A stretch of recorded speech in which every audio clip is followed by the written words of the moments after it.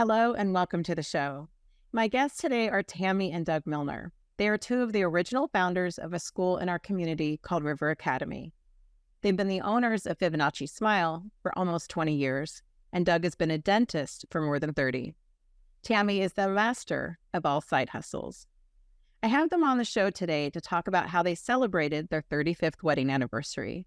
Some of us want to lay on a beach or by a pool. Not them. They're active, they're athletes, and they're always looking for their next adventure.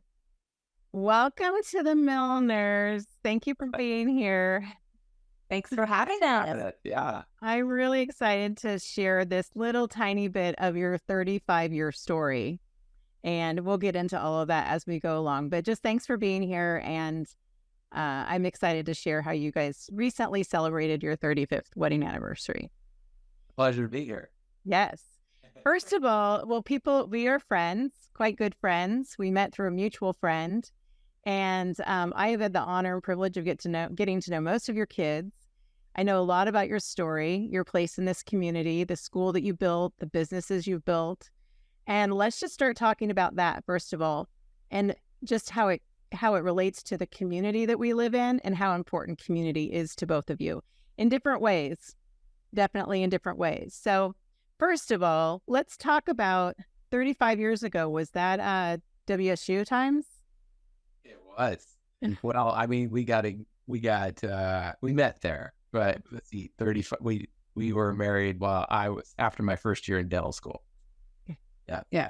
So, Met at Washington State, and then we dated. We did long distance dating for a couple years. I went on to physical therapy school in Spokane. He was in Seattle at the University of Washington, finishing dental school. And so then after his first year, we got married. Lived in married student housing back in the day. I love hearing those stories because, a lot of times people forget about the journey and how you got to where you are, but most definitely newlyweds and having children soon after and still, starting out your career, Doug. So dental school, how long have you been a dentist now? so 31 years this year. 31 years this year. Was that always your plan? Did you always want to be a dentist growing up and all? I was a weirdo. Still is.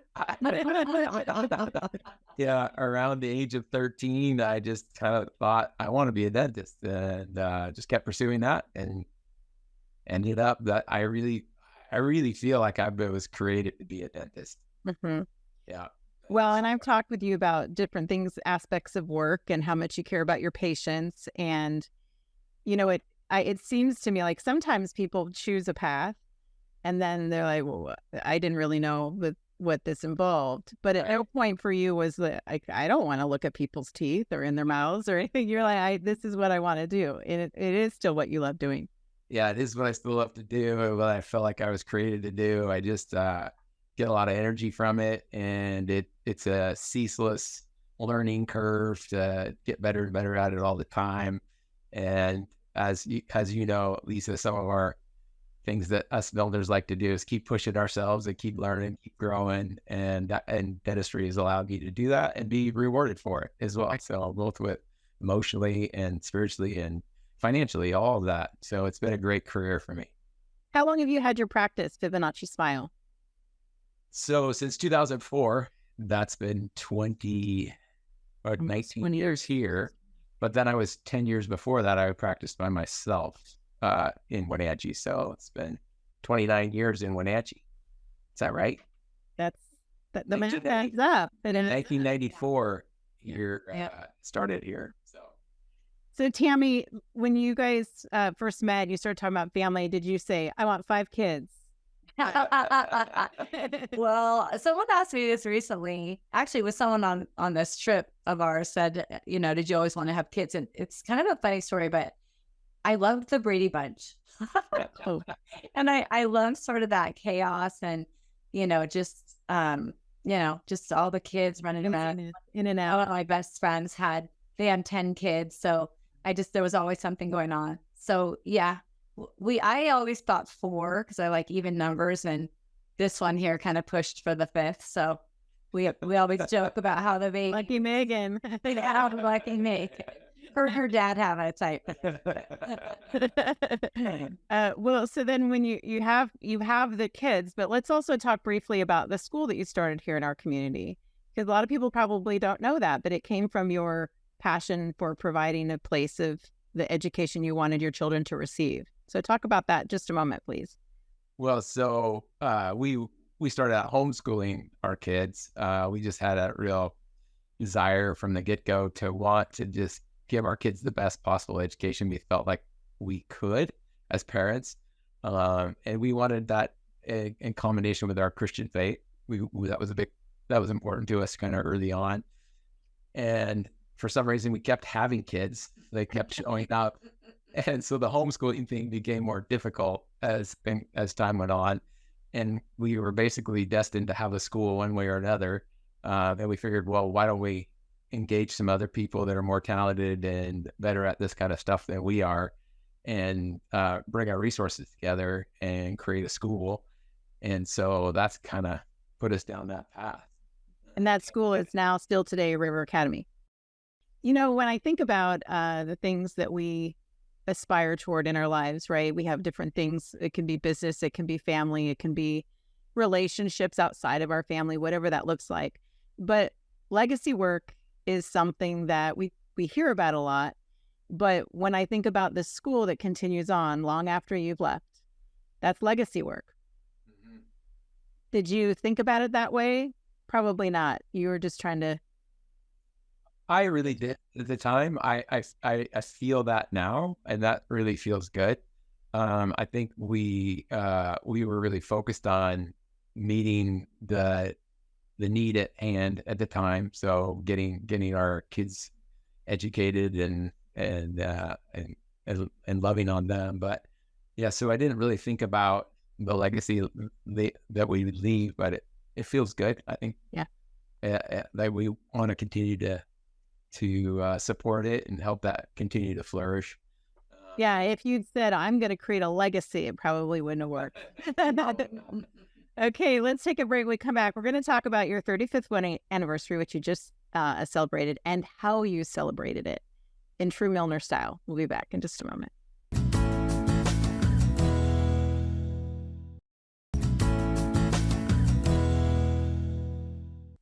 We are back talking to one of my favorite couples in the whole community and the whole wide world, to tell you the truth, Tami and Doug Milner. So your 35th wedding anniversary was coming, and some people might want to go on a cruise and lay by the beach or lay by the pool or just lay around and relax and take a minute, but not you two. And when you say in true Milner style, you were talking about it earlier, Tami, and I'm reiterating that here. You are an active family, and not just a little bit active. It's nothing for me to log into Instagram and see you, say, in Bend, Oregon, supporting one of your kids in a marathon or something, and then take it a step further, and that child probably gets second or third or first even place in said marathon. So what about your lifestyle and the plans you had for your family? Some of it's athleticism, but some of it also has to be a core value, perhaps. Yeah. Yeah, go ahead. Yeah. So I would say, we both grew up as athletes. And so our physical, dedication and discipline in our lives was something that we valued. And then just it kind of carried on through like our early marriage. In fact, when we started dating, one of the first things we started doing together was running together, which, was certainly a bonding thing for us. And I think, physical fitness is something that we both enjoy. We value, and it's really a very enjoyable thing here in the Pacific Northwest. Mm-hmm. So, our kids definitely did various athletics growing up. We didn't really care what they were doing. We just wanted them to move. And so just as time has gone by, I would say for sure, Doug has, rubbed off on me in this, but he always has something, that's kind of out there he'll get a race on the date or a trip on the date on the calendar. And then that sort of drives the activity. So, yes, our kids all in one way, shape, or form are active. Some are golfers and volleyball players. And bikers and cyclists. So we appreciate that they also value movement and health. And it's certainly, as we've gotten older, is something that we're valuing more and more, and really committed to staying strong because, we're hoping to be grandparents someday. And, as we've watched our parents in their aging process, the importance of movement is a high value for us, for sure. And let me ask, so were there sometimes when you're going on a family hike after church, or it's after a holiday meal and everyone just wants to lay around and you're going, kids, let's go. We're going for a whatever. Or do they always want to go? I don't think those days happen, but For sure. Especially when they were younger. Yeah, that's what I mean. The kids are like, yeah, no, I don't want to do that. Amy. Yeah. And honestly, our kids have become way more athletic as they've aged, even after high school. And they've all pursued other athletic stuff that more endurance thing and other, like she said, golf and volleyball and things that they just all pursued later after school. So that's cool.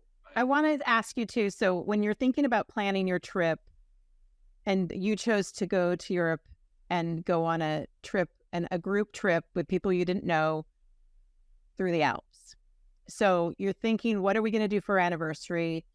How did you go about planning that? What made you decide that particular tour or that particular place? Was it on a bucket list? Was it on your don't wait list? How did you decide? And then how do you go about starting a plan? How long ago did you start planning it? How long did that take? Yeah, so we would agree that it started with our oldest daughter and her husband. So Amanda and Seth, and they, for their honeymoon, went with this organization called Run the Alps, and they went to the Dolomites in Italy. And we saw their pictures, and we love the mountains. We love being outside, and I love that. So I'm like, yeah, were you like, maybe?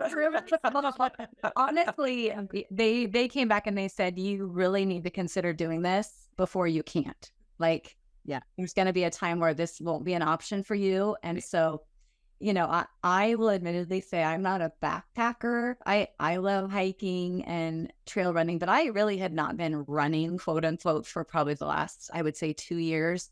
So it was a bit daunting for me to think about training for this, but I also very much value time with this one here and thought this is something that we could do together. It was definitely worth putting on my bucket list. And so, yeah, we signed up for the trip in like January or? No, it was before that. It was in 2022 at the end of the year. Yeah, we signed up for it, probably like November even. So yeah, we started researching the different tours that this Run the Alps has, and we looked at the same tour that our daughter and son-in-law did. But we also were drawn to this Mont Blanc, Tour de Mont Blanc is what it's called, and Mont Blanc is the highest mountain in the Alps. And you go all the way around it. There's a famous, now famous trail race, running race that ultra triathlete, or also not triathletes, but ultra runners do around this mountain, and they do it in one go. We did it in 6 days. So there's crazier people than us. So 6 days, and how many miles did you travel, and what elevation? So the first day we actually did 7 days of back-to-back running, except we had 1 day off in the middle. And the first day was just kind of a shakeout day near in Chamonix. And then we started around. And so altogether we did about 120 miles. We did close to 30,000 feet of elevation altogether, because it's up and down every day. And then you're in the next little village, and they bring all of your stuff around. Yeah, so you have you're each allowed one bag, no more than 33 pounds or something in kilos. I can't remember what kilos were. Mm-hmm. And they would take it to the next place that we would stay, and we would always be on foot. We never got in a vehicle to get to one place. We'd always run to the next place. And then, Okay. Let's take a break. When we come back, we have some wonderful footage, which we've shown a little bit so far, but I want to kind of get to the path that you took and what was the importance of it, start to finish. And we'll talk more in just a moment. Okay, mile 5, Doug. How you feeling? Feeling good.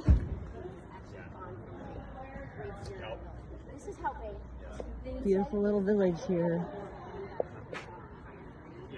Running around Mont Blanc.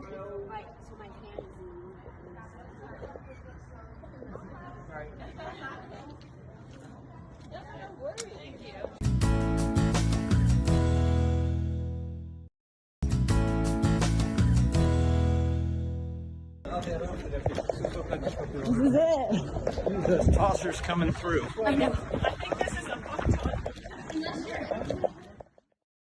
We are back finishing up with Tami and Doug Milner talking about your trip to the Alps for your 35th wedding anniversary.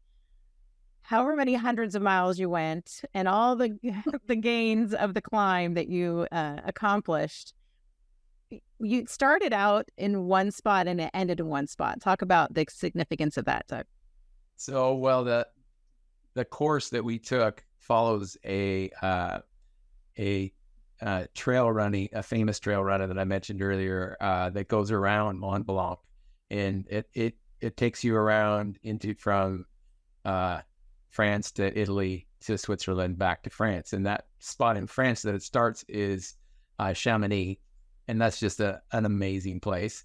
But specifically in Chamonix, there's a church in the middle, an old church. I don't know how old it is, but lots of places in Europe have these old churches. So the race starts in front of that church, and then you get back and ends in front of that church. So as part of this tour, since we're doing that same route, we started at that church and ended at the church. And it makes it kind of fun. Especially by the time you get, after being gone for 6 days, and get back there and know that you've been all the way around that mountain, come up and touch the church door. And right. Really, really a great feeling. I imagine it also helps to know where the end is. In most races, you're going from here to somewhere else, and you can't necessarily know what that looks like or is going to feel like, but you're circling back, and that's something different. Yeah.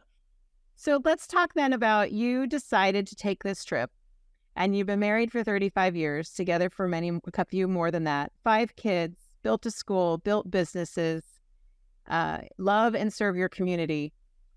What did you learn from the trip you hadn't expected? About each other, about your abilities as athletes? Tami, how did you feel out there? I know that you said that there were some fit young folks there. And you met it. You met the challenge. Yeah. And I tell people I was the oldest on our tour. We had a guide, so I'm a little older than he is, but not much. I would say from our marriage perspective, it just solidified what I know and love about my husband. And that is, we definitely weren't doting over each other the whole time. Like, we enjoy people. One of the highlights of the trip was getting to know the other people that were on our trip. So we definitely would spend a lot of time in conversations with other people as we were hiking, running. But he consistently would check in with me, and often I was kind of bringing up the tail of the trip, and he would come back, and I just really appreciated that. He didn't really have to do that. The guide was always great about kind of hanging back with those of us who were a little bit slower, but it just, I think, highlighted, well, I love you. Oh, look out for me. He looks out for me. It was really special. That one of the things that we had hoped from this trip is that, in our activities, Tami loves to play pickleball. I play pickleball, but I don't necessarily love it. It's not my thing. I love to ride my bike. She likes to ride a bike, but it's not really her thing. And, so this trip really allowed us to have something that brought us together, that we trained together. It's a big goal. So it's like, hey, we gotta get some work done here.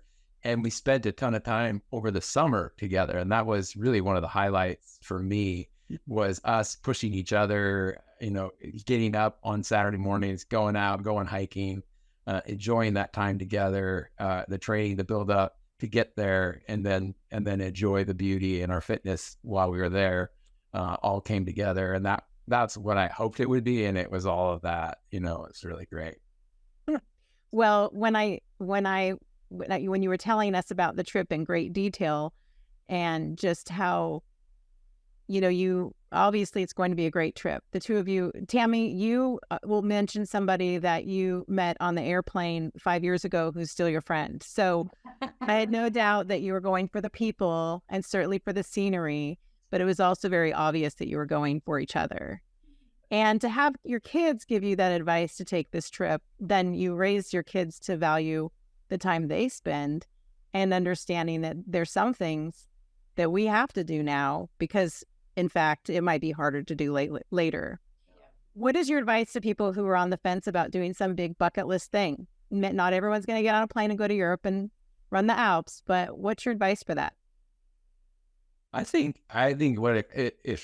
what worked for us is if you find something that you both somewhat enjoy and can do that together, because that really brought us even more together. I mean, we love spending time with each other anyway, but having a common goal and a common thing to work for, if you could find an activity or something you enjoy to do and really find ways to both invest in that, that would be my advice. And I would say too, don't be afraid to step out of your comfort zone. Like I said, it was daunting to me. I had a lot of days thinking, am I going to be able to do this? What if my knee starts to hurt, or what if, I tweak an ankle, or whatever it is, but kind of getting out of your head and not being afraid to just step out of that or into fear, move into that space of fear and set that goal out there. Because I mean, a trip on a beach would have been amazing too, but something that's just so, maybe that's your 36. Yeah, we're days and hours, right? No, a beach. Sometime around January, Doug's gonna be pulling up some other big hike trip. You're like, they said we have to do it now. Let's get that on it. The beach is for later. Well, thank you so much, and for sending us all the footage. And I followed you along on social media as you were going, and it was just really fun to watch. And I definitely prayed for you and just was cheering you on the whole time. And I just really happy that you got to spend that time. And thank you for sharing it with us today. Thanks for your encouragement. Yeah. So we appreciate it. Congratulations, 35 years. Thank you. You make it look easy. Take care. And when.